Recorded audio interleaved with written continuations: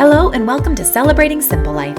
I'm Kimberly and I've been planning parties and incredible events for the past 15 years.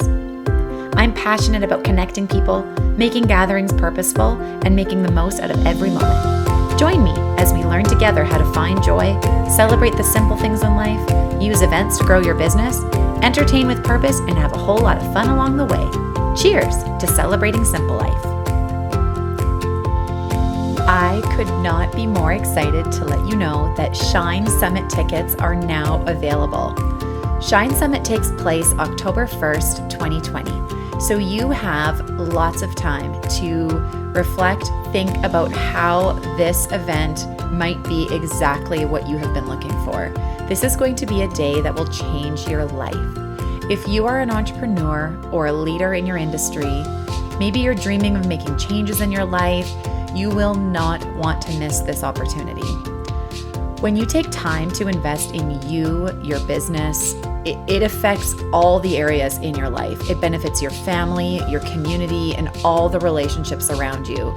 I am literally so passionate about connecting people in ways that help them grow, and this Shine Summit is the perfect opportunity for that.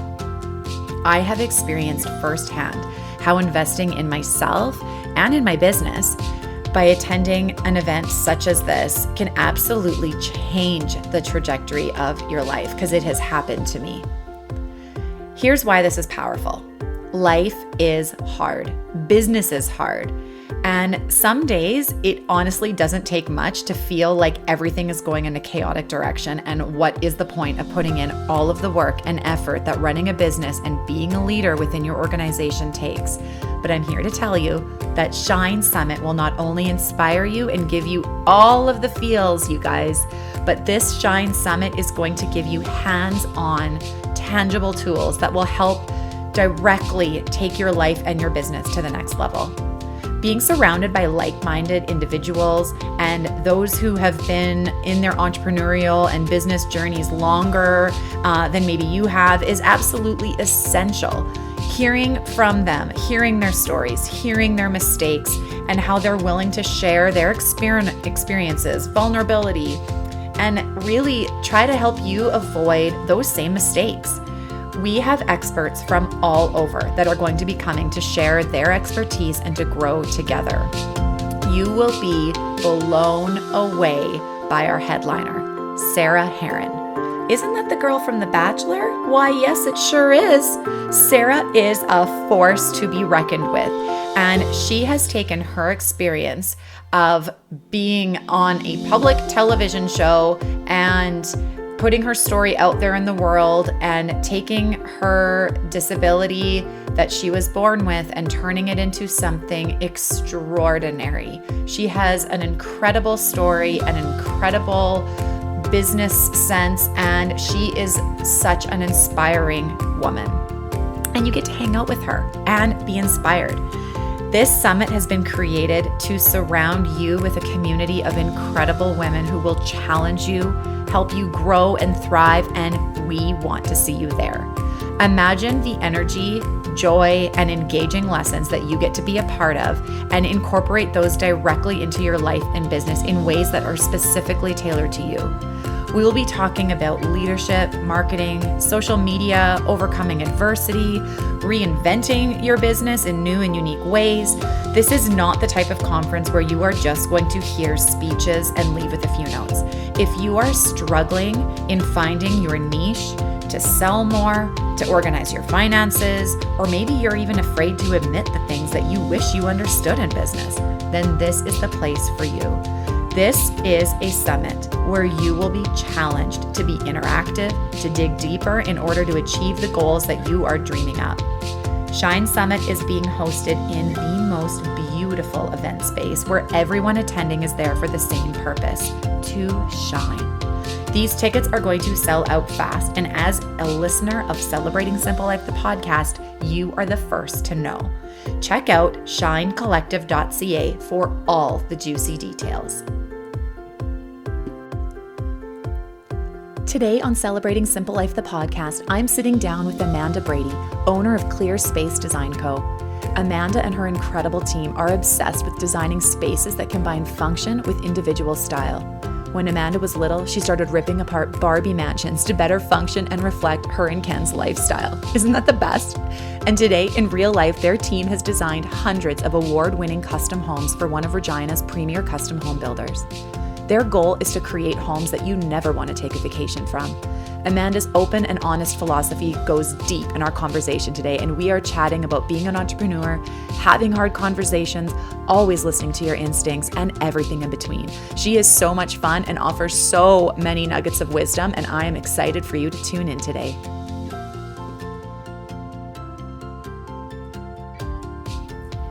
Hello, Amanda. How are you?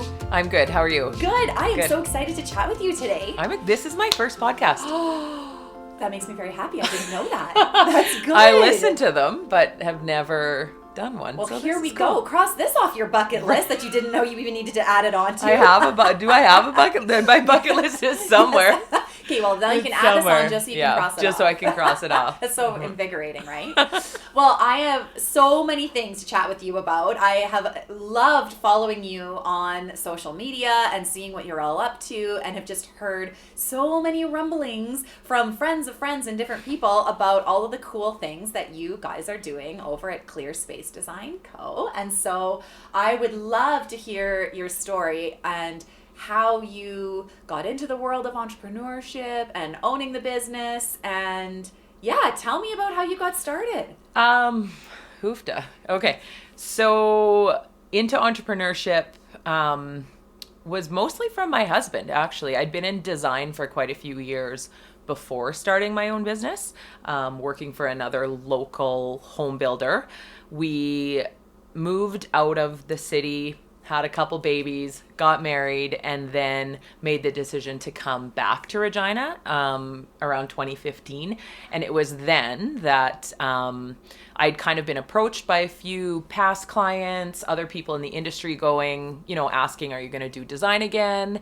And it was from the encouragement of my husband, and he kind of said, just why don't you just do this for yourself? He works for himself. He comes from an entrepreneurial family, and it just kind of, that was it. That was it was actually a phone call to Chelsea from Bark Designs. Yes. Going, okay, I have this idea. I'm going to throw this at you. Can we kind of back and forth? Can you make me a logo? And that was it. It was there was no planning. There was no making sure every detail is perfect like I usually have to do. It was just hit the ground running and go. I love that. I feel like so often there can be so much time spent on making sure everything, especially in the industry that you're in and the industry that I'm in. It's so visual. It's so visual, and the whole point is to make something perfect to the eye of the beholder. But the irony in that is that social media is so perfect to a fault, right? Yeah. And I mean, everybody talks about this and talks about how it's a show and you have to really see through the smoke and mirrors, but showing up every day and being as authentic as possible and just this is real life. This is what we do. This is how we do it. Yes, my grid has beautiful photos, but it's because I have a best friend who is a photographer and they come and photograph all of our jobs. So my grid is beautiful photos of our work. It's not reposts of other accounts or other designers' work. And that's my reel, right? And so, but I'm not afraid to post in stories or even on the grid a photo that I take, right? And so it's kind of social is interesting that way. And I always go back to when you make a decision from your gut and from your heart instead of from your ego brain, that's the right decision.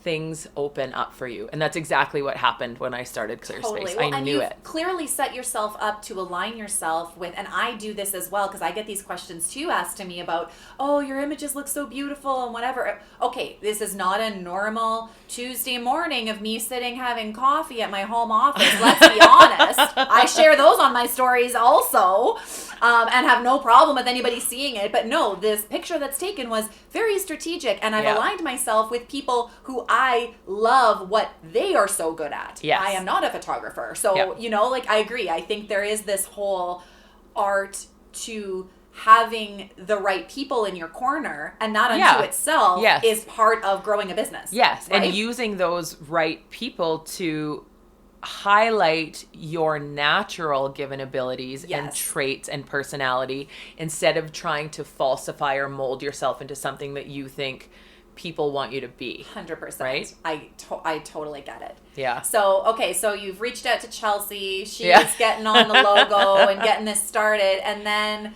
how did it develop from there after she helped you with your brand? What was the next step for you? It kind of...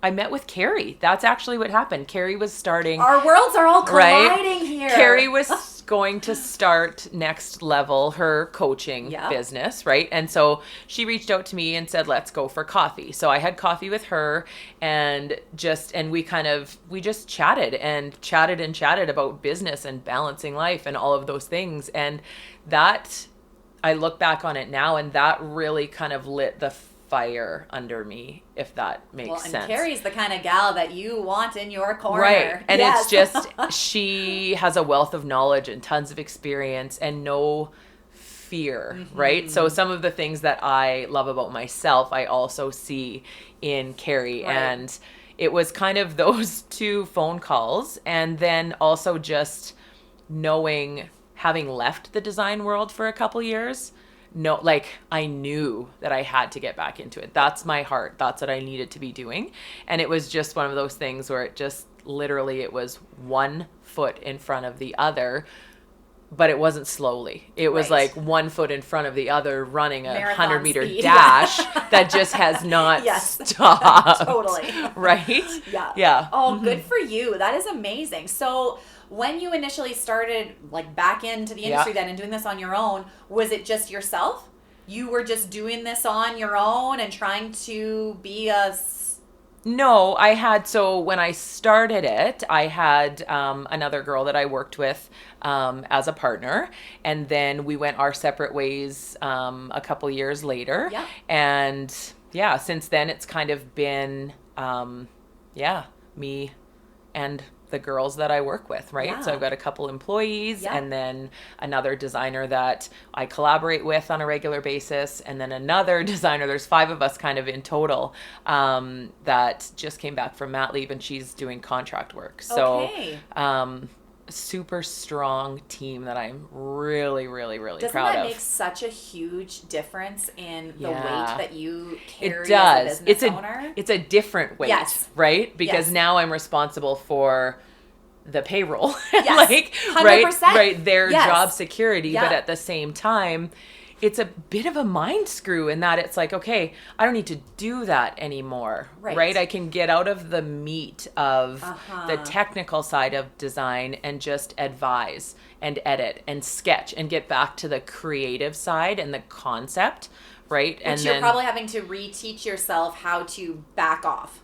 Yeah, a bit. Absolutely. It is Right? hard. It is Yeah. hard to be like, oh yeah, these 3 women in the office are completely capable and in some instances more capable than I am. Yeah. So why am I doing this? I'll just, Stop it. Stop it. Yeah. So Totally. So it was about really setting up that group, and the one girl that works for me, Lindsay, worked for me at the home building company as well. Interesting. So we have a long history Yeah. of working together, and she's technically brilliant. She drafts all of our new home blueprints. She's just really, really great. So my design skill and her technical skill are married so well. Oh, so, I love that. Isn't it funny Yeah. how worlds just come back to each other in very Yes. different and ornate ways? Yes. I love that. Yep.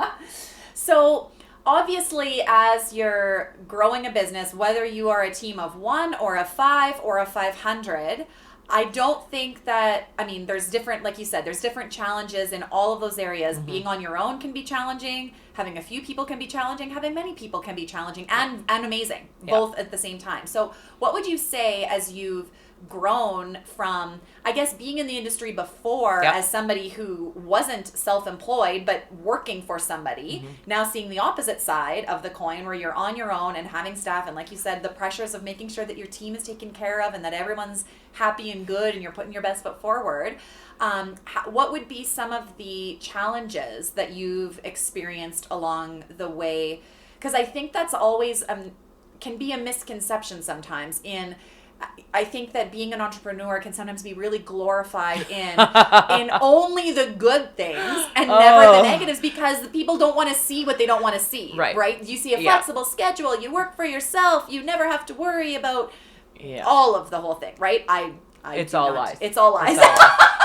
We were just talking about this morning in the office about the whole, here's me on Instagram posing with a self-help book on my deck on Tuesday morning at 10 o'clock, hashtag girl boss, hashtag grateful AF. And then it's like, there's that level. And then it's like, from that, this fires me up, because it's like, don't paint that picture. That is not like, there's so much work and so much grind that goes into starting a business, right? So it's like, it's one of those things that I always giggle at, and I'm like, don't try and sell that as that's not real life. Totally.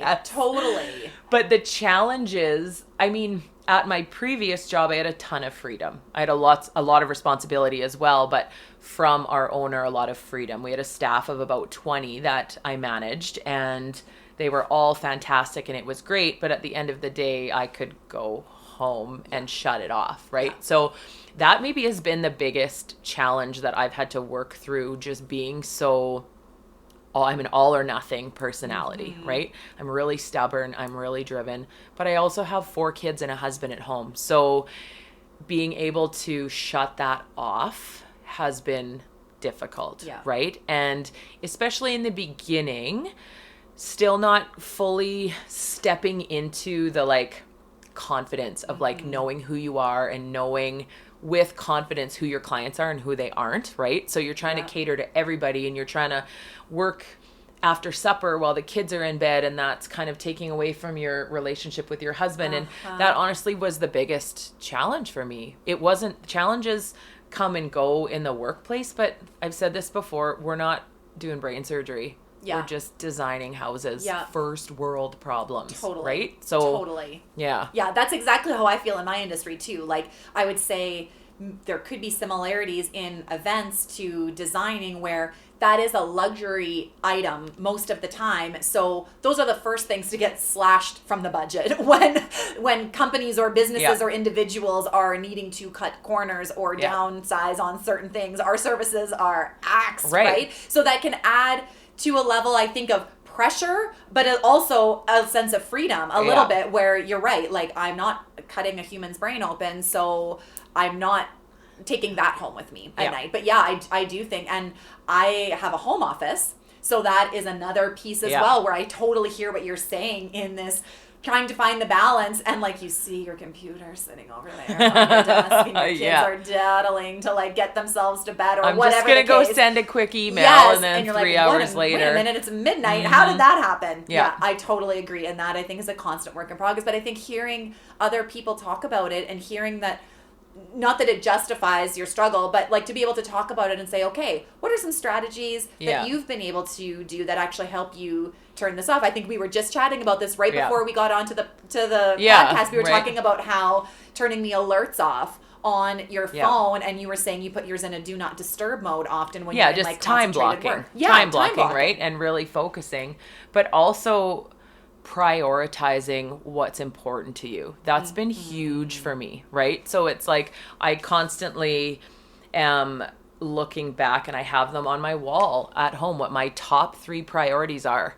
And those 3 things get done every day before I start work. And those top 3 priorities are personal, right? Yes. So my top 3 personal priorities, and the time gets devoted to that first every single day before everything else. And now, if somebody were to look at that, and I know in the beginning for me, it kind of brought about this fear of well, I can't take that much time to do those self-care things, because I need that time to work, right? But what it did was it made me super efficient in my work time, and then I get way more done in less amount of time, right? So I get that. Prioritizing was huge, very, very, very huge. And then understanding that not every client is your client. So stop chasing them.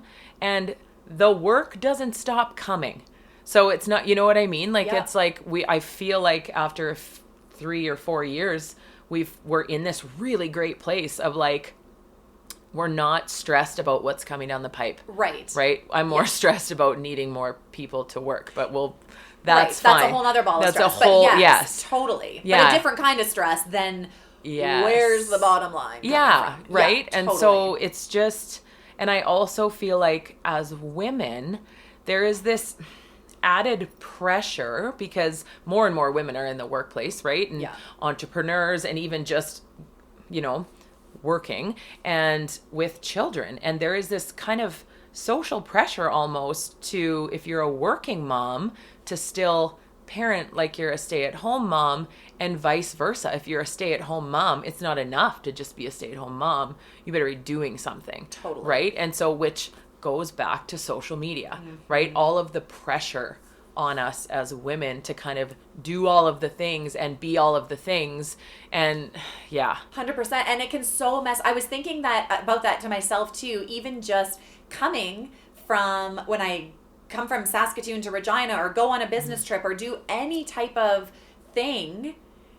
I, for some reason, still, even years and years, my kids are a little bit, not that little, they're more than self-sufficient, and they come and go from school by themselves. Like it's I am needed, but not needed like I was 5 years ago needed. And I still have this sense of always asking my husband, like, are you sure it's okay that I'm gone for the overnight? Why? He's like, why are you even asking me that? I'm like, I don't even Mom know. guilt is real. I know, it's real. Where I'm like, I don't even feel like that would be something that's like a real struggle for me. But yet still, it goes through my mind because you're just, I don't know. It's just an innate nature as a woman to like want to take care of the people around you. And you feel, I'll say I still feel guilty sometimes putting my work ahead of other things, even though for most of the time, family comes first, but on the occasions when work does need to come above and beyond something that's happening in the family and you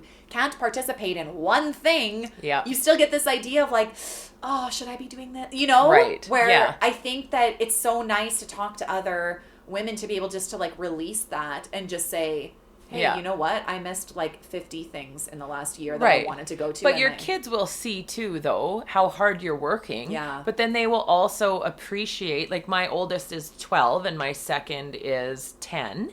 And they have commented and they know, they're like, Mom, like, yeah, it's really cool that you can come to the Mother's Day tea at 2:30 in the afternoon because you work for yourself. Right? Totally. But so they see those things and it's kind of that norm of 8 to 4 or 8 to 5 just doesn't exist. Well, it's like they won't even know it any differently because that's all they've ever known, right? Exactly. Yeah. Right? I agree. We pick them up from school every day. Like it's kind of, and I feel like I just have to fit in my tasks for the day in different places, right? Totally. Well, and when you get to the point when I feel like parenting, the opposite side of parenting guilt, parenting wins. Yeah. When they come home from school and they now almost every single day say to me, what were you up to today, Mom? Yeah, Did you have any podcast guests that you recorded with? What projects are you working on? Where I'm like, right. Okay, this is what I'm talking about. Yeah. Like we can just converse about this and it isn't just about me recognizing your day, but you are able to be mature enough to understand that I also had a day. Right. I wasn't just sitting here drinking coffee. Maybe I was, though. You don't ever know. Right. It's like those little interviews that your kids do at school, right? For Mother's Day when they're in kindergarten. What does my mom do? She drinks wine. And she really likes alcohol. Right? Yeah, yeah, those are cute. I hear you. Well, I love that. Gosh. And I think that it's so nice to just be able to be real and relatable to that because whether you have children, don't have children, it doesn't make any difference. The struggle is real as an entrepreneur in the victories and in the losses. But we tend to always look at it as we were talking about this also in the office the other day about how much it feels like the outside opinion, and I'm going to use my mom as an example because she is pretty vocal about reminding me that I work too hard. You work too much, you work too much, you work too much, right? And so we were talking about it in the office because I said to the girls, I said, like, if I were to look at the amount of hours I work in the week, right, it's less than what you think it is, because I will go on a Tuesday at 10.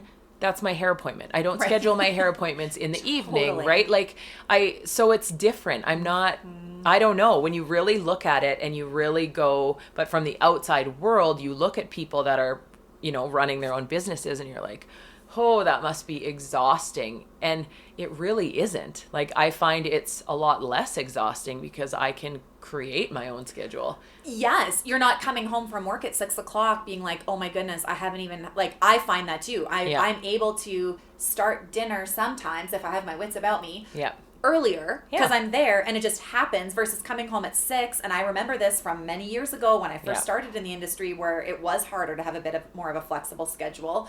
You come home at 6, or you've just picked your kids up from daycare. You're like, oh my word, now I have to make, oh wait, and I have no groceries. So it is so like, it's one of those things where the grass really isn't greener on the other side. It's just different. It's just different. Yeah. 100%. I couldn't agree more. Totally. Because I've never worked harder in my life than owning my own business. Don't get me wrong. Like, I've never worked harder, but it is, for my temperament, a easier schedule because of exactly what you said. Fitting in the other things easier, not going to the grocery store at 10 p.m. because that's the only minute that you have in a day to fit that in, right? Gosh. Oh, I totally hear you. So you referenced before about how when you realize that the business kept coming in and clients just kept coming, and I think that that's going to be a concept that some people are going to be like, but how do the clients just keep coming in? How does that work? So I want to touch on that, but I also want to touch on how have you figured out for yourself, and there is not a one size fits all on this, so I don't want my listeners to think,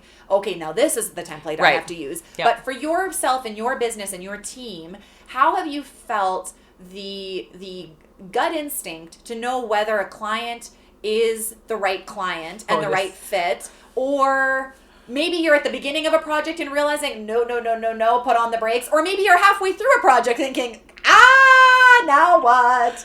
Oh yeah. And I'm sure you've had a few doozies of stories prior to realizing lessons learned. You can't learn until you have a few doozies. So tell me about that. Okay. Well, so we get on average anywhere between 10 and 15 requests for consults in a week, right? We have an online scheduler where people can go on and book. We don't have that many spaces available, but if there's no spaces available, then they will, send an email, which is great, right? I'm pretty good at, by the tone of an email, just going like, okay, they're our client, they're not our client, right? And sometimes just what they're looking to get done doesn't line up, right? Like it might just logically not be the right fit. But where that really became easy was honestly radical self-awareness and losing the fear of upsetting somebody by saying no, right? So you just have to really understand that if your plate, and I'm talking more from an energetic standpoint, okay? If your plate is full of relationships with clients that are draining you and you're constantly on this hamster wheel of catering to them and now they're owning your processes and it's not fun anymore, you're going to just attract more of that and more of that and more of that. And there's no room for your true aligned clients to come through because you're not making space, right? So the minute you start saying no and no and no and get real good at saying no and learning that no is a complete sentence. You do not need to justify why you are not taking a client on. So if a client emails us and says, here's my project, I would like to work with you, there's nothing wrong with writing back saying, actually, we're sorry, we're not going to take on your project at this time. Thank you for reaching out. You don't need to say, we're really busy with other clients, because you might not be. Like, there's no reason. No is a complete sentence. Oh, right? that is, I feel like we could just say that over and over and over again, and that would be all that we would need to take away from this. Right? That is great advice. It's become, and I mean, yes, we have had clients that we have had to break up with partway through. We have had, like, it just, and I mean, if it's not going great for you, it's probably not going great for them either. But there are people that But that comes back from the self-awareness piece again, Yes. then, right? Like, Yeah. you might be self-aware and recognizing it, but somebody on the other end might not be. And Yeah. I mean, we have had those clients where in the beginning they're one thing, and then halfway through something shifts, and then everything is, I'm not even going to get into it, but it just, and I've walked away from those without even blinking an eye and showing my team that, like, people don't treat you like that. This is not like, I have no bones about saying we're done. Yeah. Like, and that it really is just standing in your truth of who you are. Well, it is, and that takes a lot of courage. And I think what I'm hearing you saying too is that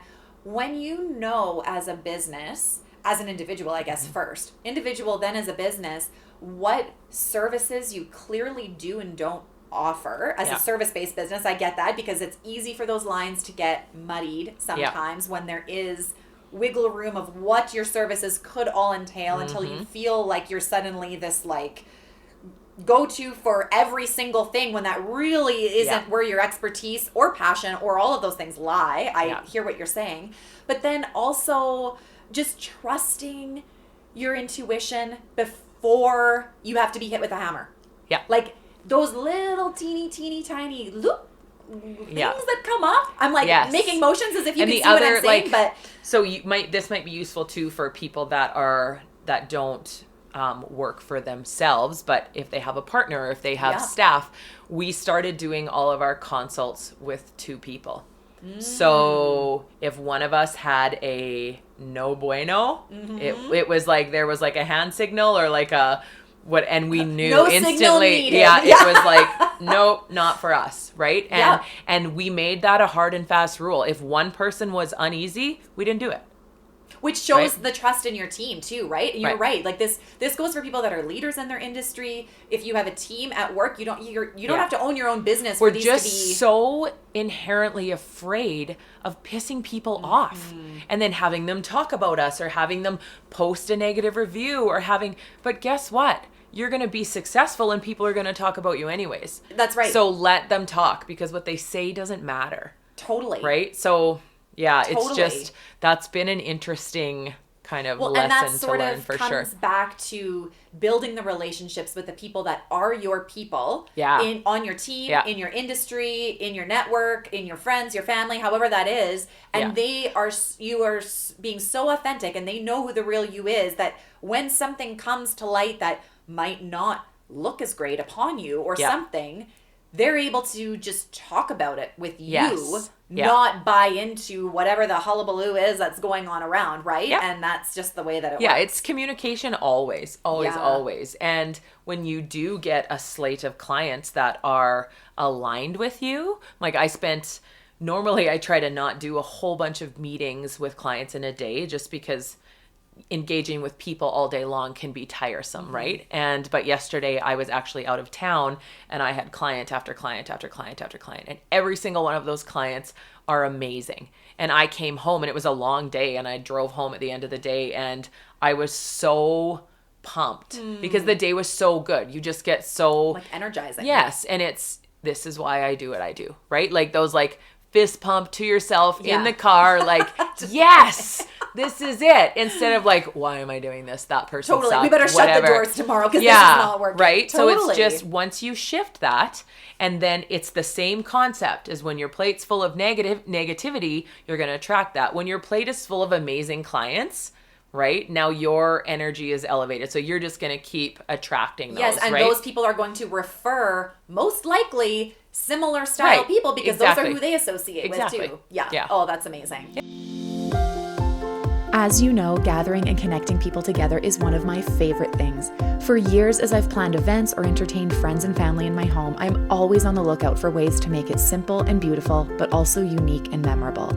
Every time you spend time connecting and making it an experience, incredible things can happen. A custom grazing board is a great way to save you stress when entertaining and have delicious, beautifully presented food delivered right to your door.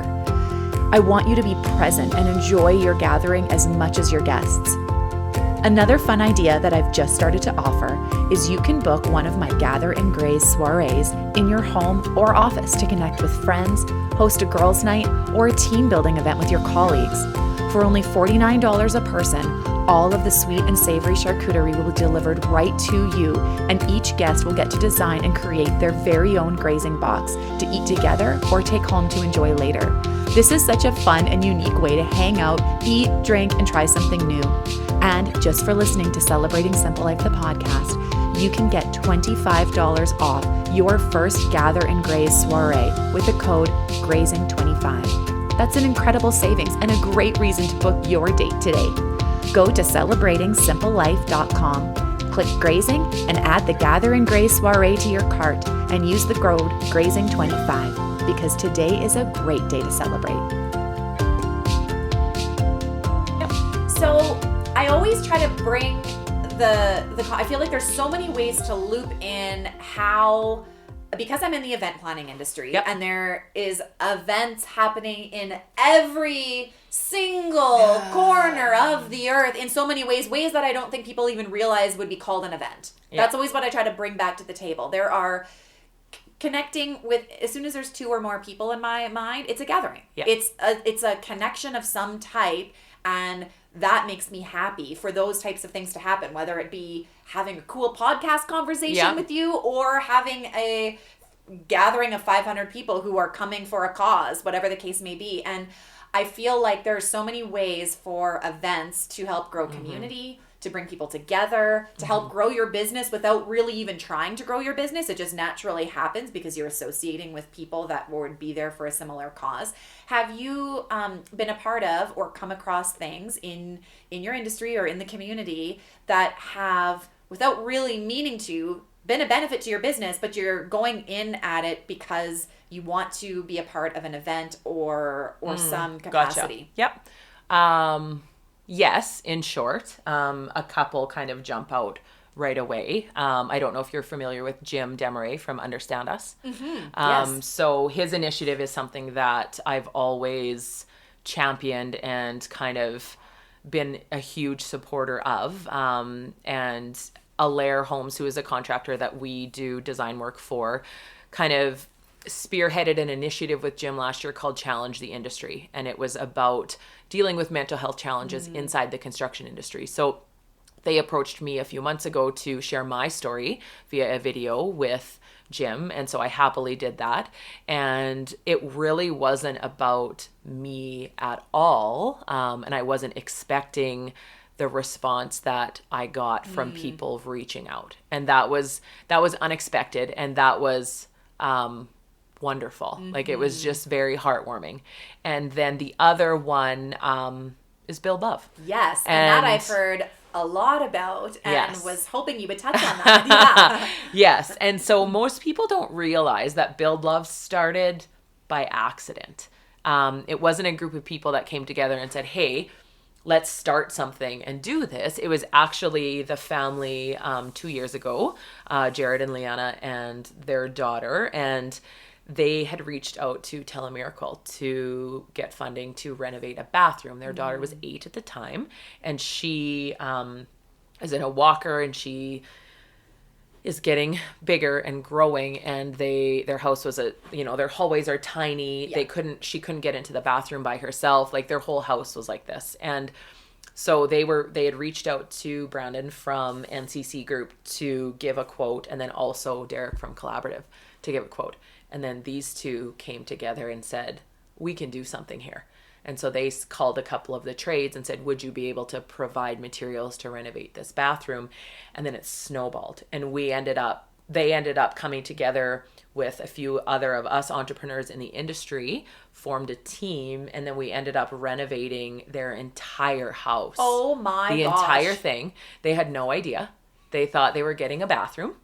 Were they just moving out for the time period? They moved out, They moved out. They weren't really active on social anyways, so they didn't follow along. And through the donations of time from volunteers and the suppliers and trades, like everything was donated. Flooring, cabinets, countertop, paint, we redid their house, the entire thing, and the yard. They even put solar on the roof. Like, it was just... Oh, my word. And so that whole experience then snowballed even further into last year's home. And we did the house for the Gorskys last yes, year, and this right? is when I started following along Yes. and seeing what was happening Yes. on social with and this. so that became like, it was the same process in a sense, but it was also a completely different project, right? But the same ending, in that everybody came together and provided them with a completely brand new home that lets Bonnie have freedom of mobility to kind of get around, right? So, and then this year now applications are open right now. So we're gearing up to start the third project. But that whole initiative started with one family reaching out to tell a miracle, not even any of our organizations, right?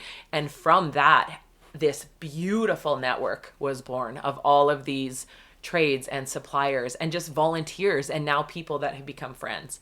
Like, it's a really, really cool thing. That is so amazing. Yeah. That is such a perfect example of community, first of all. But how great things can happen, and you're all going in it with the purest of intentions. Right. And I mean, it's that project, it's a lot of work. It's hours and hours and hours and hours of work. And don't get me wrong, there have been times around that table that we have said, like, whew, like, can we do this again? Totally. Why are we doing this? And especially when you deal with people in your own industry and people out there on social talking negatively about what you're doing, right? When it's supposed to be such a beautiful, good thing. And people have this misconception that we get paid. Right. We do not make one dime The very off of that. opposite. Yeah. The very opposite. And we are meeting all year long, planning, and like all year long we meet. You don't it's not like the TV shows where it looks like it takes 1 hour No, and you're watching the and extreme the actual makeover. build itself, right, is 3 months long, but leading up to the build, that becomes on us as designers to get all of those drawings and permit documents and materials, and it's 6 to 7 months of hours and hours and hours at a time of work. And then in the off season, we're still meeting and planning. Totally. Right? And still running your own businesses. And still running our own businesses. Spending time with your family. So we've had a few comments from people that are like, well, how much do you guys get paid? Right. We do not. Like, that is something that, and everybody around that table shows up every week, week in and week out to make this happen. Right. And yeah, it's just an interesting thing when you have, you're tired and you're exhausted and you're all stretched thin because you're doing this now in your free time, right? Totally. And then you're around that table and then the perspective comes back in and then you're good again, right? So it's it is, and seeing the community, and I have experienced this firsthand. My daughter Cassidy has cystic fibrosis and she has Cassidy's lemonade stand, and we have had the most wild, and I don't believe in accidents, but by accident we're not trying to start a lemonade stand 7 years ago, and that is what happened. A similar concept where community just jumps in without asking and without wanting anything in return. Yes. It's amazing what people will do, right? And many hands make light work. And when you look at the entirety of that renovation, the one we did this year was $500,000. Totally. Right? And it wasn't one person that came in and donated $500,000. We got to that big number by a bunch of smaller numbers. And it's amazing what you can do when you have a community of people. And Brandon, as our leader, I've never seen anybody in my life so strong in their vision and so strong in their belief. And he just does not take no for an answer. And so when he said to us, when he said to us that first meeting, we're not renovating their bathroom, we're renovating their entire house for free. We all looked at him and went, you're crazy. Like, we can't do that. And we did it. And then we did it again. Yeah. And it's you're just gonna do it again. Yes. And then we had a national TV show come for the reveal and film it and flew us out there to talk about it on their show. And it just became this thing that was so much bigger than what we ever intended it to be. But it's so cool. That is amazing. I love that. We could do a whole other episode just talking about that, and maybe we will. But yeah, I love that. And I just feel like the feeling, being on the recipient end of that level of goodness of people coming together is, I am not left without words very often, right, as anyone that knows me can attest to. Yep. But those are like the most speechless, powerful moments I've ever experienced in my life, in feeling individuals and businesses whom have been in your circle in different ways for years in different places. And it's not until you're in a state of catastrophe and world feeling like it's going to end type of scenario where you can really understand the way those lightning bolt moments can like just fire you up and change lives in the most extreme ways. Right. So I think that is so cool. I have loved following along what the Love has been doing. So yeah, I think there's so many cool ways that events and things can grow your business and grow yourself in personal ways and business development in ways that you aren't intending necessarily that to be the reason, but naturally those things just come out of each experience you put yourself into. Yep. So yeah, that's really amazing. So one of the things that I wanted to know is we talked earlier a little bit about some of the more challenging pieces of the industry, but what would you say, and you've alluded to this a bit just with even this build love piece, what would you say has been some of the most rewarding projects or things that you've worked on or experiences that have happened in owning your own business, where we'll talk about the good things too, because there's amazing things with entrepreneurship, not just negative. It's such a roller coaster, minute by minute, every day is how I look at it. But it is. Entrepreneurship is a roller coaster for sure. I think the biggest thing with it is every time you think that you're at the top of that roller coaster, and then for a minute you forget that at some point it's going to come back down. Crashing hard and fast. Right? No, I mean, I've been very fortunate for the most part in that there's been challenges, and yes, there's been changes and fluidity. But for the most part, things have been really good. But very recently, I'll just maybe back up a couple steps. So when my first partner went on mat leave and decided that she didn't really want to be in the business anymore, I joined forces with another designer. Okay. And her and I are amazing friends. We share office space together. We work really well together. But towards the end of the year, throughout the course of 2019, I became increasingly dim, if that makes sense. Like I felt like my true self was being kind of buried in a way, and I needed to figure out what needed to change and what needed to happen. And so I sat with that and I meditated on it and I journaled, and I finally came to the conclusion that Christy and I needed to part ways, not as friends, not as pulling our lives apart, but just on a work level. Christy is amazing at what she does. I am amazing at what I do, but we needed to do those separately in order to be the best versions of ourselves. So I had to have that conversation with her. I initiated that, and it was unexpected on her part. So that sucked. Yeah. That was one of the hardest things I've ever done. Because I was so close with her, and I am so close with her. Our kids are friends, our families hang out, right? And so that was really hard. And I knew that there was impact beyond just pulling our work lives apart, because we shared space together too. And I was leaving the space. So it kind of, it's been a few weeks since that has happened, and we both now are in a really great place about it. And, but the challenge, and I shouldn't even call it a challenge, the initial challenge was coming to that realization and then taking action. Right. Instead of taking the easy road and staying down that path and just seeing what happened, right? And how sick I would have got, or what my breaking point would have been. But it was knowing, that inner knowing, and going, okay, in my brain, my ego brain, this doesn't make sense, but my body is telling me I have to do this. And the minute I did it, it was like this giant weight just left. And yes, I was sad. And yes, it was really, really, really shitty to see how much it was hurting her in the moment. Yeah. But now we both are, I was just with her at the office this morning, and our relationship is better than ever. But what's interesting is the chatter outside.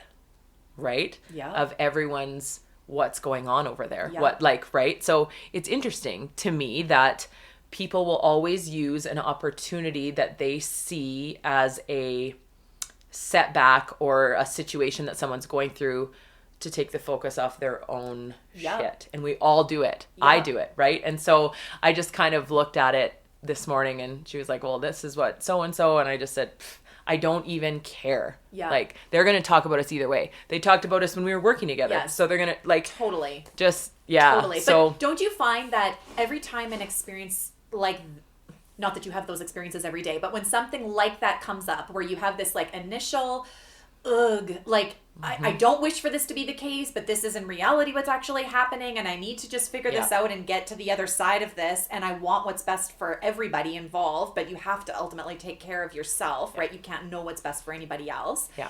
It's interesting how that, I would say 99.99999% of the time comes back if it is done in a way that is good and not meaning to harm somebody else in whatever way, that it comes back and strengthens your own instincts. And I knew wholeheartedly it was in alignment for me, and that it was also in alignment for her. And I said that to her. I said, we're going to look back in a year at the time and say this was the best thing that we could have done. And I mean, we're already saying that. So it's kind of one of those things where and I've done this almost my entire career life, including entrepreneurship, is every time I've made a decision from my ego brain, it's been hard.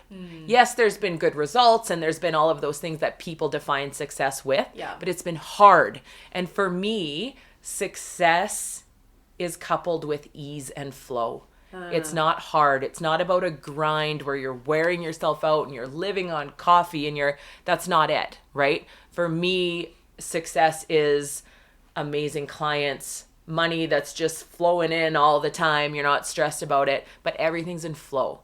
You don't have to push it. Yeah. And that's where I felt things were getting. It was getting to the point where every day was a grind, and I just had to get off that. I had to get off that. Well, and that's such a self-aware thing to do. I think that it's so easy. A lot of people would just push forward instead of taking time to make that hard decision in the moment. Right. If you would add up how much hardness it would take to just stay in the, I don't want to rock the boat. And we glorify that, yes. though. We glorify that, right? Yeah. And you post it whenever you're in those moments, and you post on Instagram because that's the first thing you do. You're not working hard, and you didn't work out if you didn't post it on Instagram, right? Because then people aren't, like, you need that external validation, right? And so to be able to not need that and stand in your truth and say, this is what I need to do for me. Yeah, that's amazing. Thank you for sharing that. That's so great. I feel like the more honestly those conversations can be spoken of, and hearing what other people are going through and how they handle the situation, that somebody listening who's having that feeling right now of, ugh, I know what I need to do, but I just don't want to do it, can use that as an example of how it will always work itself out when it was the right decision in the first place, right? Like, it's never going to go to a worser place if you're coming into it in the feeling of wanting to find resolve and feeling good about it. Yeah. Always. Oh, I love that. So I always like to finish the conversation with a few real life. We've already dug into real life. You've been open. Like, oh my gosh. But I always like people to know the real, just like what we were talking about, the real person. This is not just whom you're seeing or wherever, but like what's going on in your life. So this is good because all my friends are like, you're such a closed book. Okay, well, friends, we are just opening up the layers here today. You're welcome. Oh, that's funny. So what is one thing that you do? I know you mentioned that you have kids and life's full and blah, blah, blah. What is one thing that you do in the morning, and maybe it's not an everyday thing or something, that kind of sets your tone for the day to give you the energy and the passion to kick your day off? I am a morning person. Oh, good girl. So I have been almost my entire life. So I'm up at 5 most days. And part of those priorities that I was talking about earlier was self-care. So my routine is pretty similar every single day. I get up, I oil pull. which is like sesame oil or coconut oil. It's good for your mouth. So I do that. I make my green juice. I make the kids breakfast. And I also do something called morning pages, which is not really thought out journaling, but it's a brain dump of all the things that your subconscious was kind of going through overnight. So I dump that out. And I either do yoga or I will do a different workout or I'll go for a walk. So always some sort of movement. Always prep my green juice, always morning pages. Those are my like... Good for you. Right? Your and if I must-haves. don't have that solitude in the morning, because none of the rest of my family is early morning people, which thank goodness, that's kind of my time, right? And so if I don't have that, I'm much more frazzled and short-tempered and like just... You've already been able to set the tone prior to them waking up and you're like... And I'm way more productive. Yeah. Yes. Good for you. I love that. So you talked about your green juice. Are you a coffee drinker? No. I used to be, like, I used to enjoy it, but I haven't in a while. It doesn't serve me. Doesn't serve you. I love tea. Yeah. Coffee makes me feel anxious. Like I don't deal with caffeine well. What I've come to learn, and it made me a shitty sleeper, and I just interesting. But I love tea. Good girl. Good girl. Well, coffee I definitely love, but I feel like I don't do it as I need my coffee to function. It's almost the habit of how I make it. And how it smells. It's so good. Yes. We have the everyday kitchen downstairs in our building, right? Totally. Like, how can you not love the And smell when of they coffee? got their fancy espresso machine, I'm like, okay, I need to try one of these, right? So... And probably about once a week, I would go down and get an oat milk cappuccino. And it was just a little one. And they're so good. But their oat milk London Fogs are the best thing you've ever tasted. There's a plug, Everyday Kitchen. Yeah. They're so damn good. Oh my gosh. Okay, well, that might have to be on my repertoire in my Regina visits. Yeah, you should. Yeah, it's delicious. So as you're out and about for your day, what is one thing that you always have in your purse that you need to have in your purse? I've heard some crazy answers. A couple things. My laser tape measure. Oh, good. Of course you're a designer. Okay. My laser tape measure is always in my purse. My thieves roll-on. Oh, good. I love thieves. Because you just never know. You just never know. And about 18 crystals are in my purse at all times. Hey, those are good answers. Very unique. Yeah. So you mentioned a few things that you have in this awesome morning routine. I am definitely going to capture a few of your ideas. I love what you suggested. What is something, not in your morning routine, but just something in either your days or weeks or however you can fit it in, that you would do as self-care to protect your mental health? Love this question. Okay. So if you can understand the concept that absolutely everything that's going on around you in your relationships with people, but even in the larger collective, is a reflection of your own internal state. Okay. Mm-hmm. Yep. So it's radical self-responsibility. So there's a prayer that one of my mentors teaches and has taught us to implement, and it's the Ho'oponopono prayer, and it originates out of Hawaii. But in short, it's, I'm sorry, please forgive me, thank you, I love you. And so whenever a situation comes up that I'm a little bit uncomfortable or I'm triggered by something, or even just something as simple as, why is that client not paying their invoice? Right. I will hone in on that situation and I will repeat that prayer over and over and over until I feel the energy shift. It is so powerful, and it has eliminated so much anxiety and so much and now I do it on the drive home every day. And what that does as well is it kind of, I leave everything, right? Yep. So when I walk in the door, it's almost partially like the habitualness. I'm not weighed down. Yeah. Yes. And there is a long form of that prayer that's really quite beautiful that I do in my morning routine. Yeah. But the short, I'm walking around all day some days. Right. Like, is this lady muttering under her breath? Yes, she is. Yeah. But it is so, so powerful. Yeah. Wow. I would love to link that. I'm going to link that in the show notes if you're okay. Yeah, that'd be great. So final thoughts today. If there was one, you've given like way too many like amazing tidbits that are gonna be shared over and over, I'm sure. But what would be one piece of advice that you would leave listeners today if they only take one thing out of our conversation that you feel helps you? I know you just gave this amazing prayer, so that could be your piece of advice too, because I love that. But if it is not a hell yes, it's a hell no. Oh, she nails it right away at the end. I love that. Right? When you get presented with something, if it doesn't, like, if your body doesn't respond with excitement and like, yes, it's a no. We are all too busy and life is too fast to make time for mediocre shit. Well, I saw a quote the other day, and I think I might have even shared it on my Instagram. I can't remember, where it was, don't be afraid to say no to the good to go for the great. Yes. Like, it's not that there's anything wrong with good things, but if you are wanting to attract great things, you have to press pause on some of the even really good things. That's exactly it. Yeah. Mm-hmm. Oh, I love that. Thank you so much. This has been enlightening. Thank you. You have energized my day. This is fun. This is great. So I will link Clear Space Design Co. in the show notes so you can see more about all of the cool design. Follow them on Instagram because they have such beautiful designs that they're working on, and she keeps it real too. Follow, because her stories are really, really fun. I love following you. So thank you for being here today. Thank you so much. This show would not be possible without you, my incredible listeners.